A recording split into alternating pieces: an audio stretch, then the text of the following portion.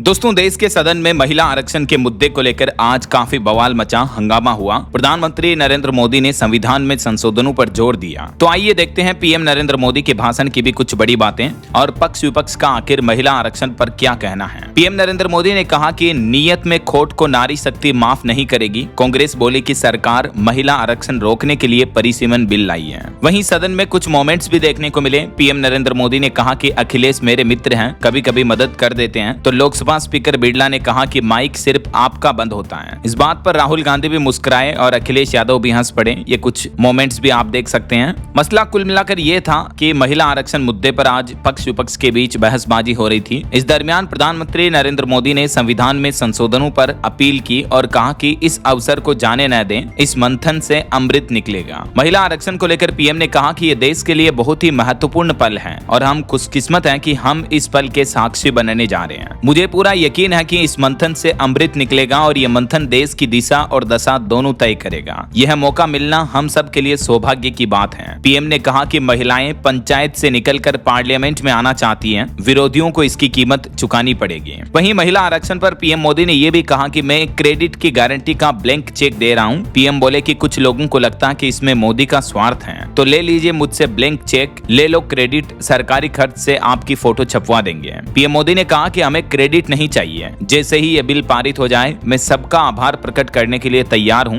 जिसकी फोटो आप कहेंगे सरकारी खर्चे से उसकी फोटो छपवा देंगे और क्रेडिट का ब्लैंक चेक भी दे रहा हूं। महिला आरक्षण को लेकर पीएम मोदी ने परिसीमन के मुद्दे पर भी दक्षिण भारत के हर राज्य का भ्रम दूर किया और कहा कि किसी के साथ कोई भेदभाव नहीं होगा। ये मेरी गारंटी और वादा है। न ही लोकसभा में किसी राज्य का अनुपात बदलेगा, न ही किसी राज्य के साथ कोई भेदभाव किया जाएगा। प्रधानमंत्री ने यह भी कहा कि हम उस भ्रम में न रहें, हम उस अहंकार में न रहें कि हम देश की नारी शक्ति को कुछ दे रहे हैं। जी नहीं, यह उसका हक है। हमने कई दशकों से उसे रोका है। आज उसका प्रायश्चित करके उस पाप से मुक्ति पाने का मौका है। पीएम मोदी ने सभी राजनीतिक दलों से अपील करते हुए कहा कि मैं इतना ही कहना चाहूंगा कि इसको राजनीतिक के तराजू से न तोलें। हम जब कुछ भी निर्णय लेते हैं तो उसका आधा जिम्मा जो उठा रहे हैं उनका भी कुछ हक बनता है। कुल मिलाकर देश की महिलाओं के हितों की बात करते हुए पीएम नरेंद्र मोदी ने इस मुद्दे पर काफी जोर दिया। अभी एक दिन पहले भी अपने संबोधन में प्रधानमंत्री ने कहा था कि 2029 के लोकसभा चुनाव से पहले बेटियों, महिलाओं, माताओं, बहनों को उनका हक देंगे। 2029 से ही महिला आरक्षण लागू कर दिया जाएगा और इसमें लोकसभा की सीटें बढ़कर 850 हो जाएगी।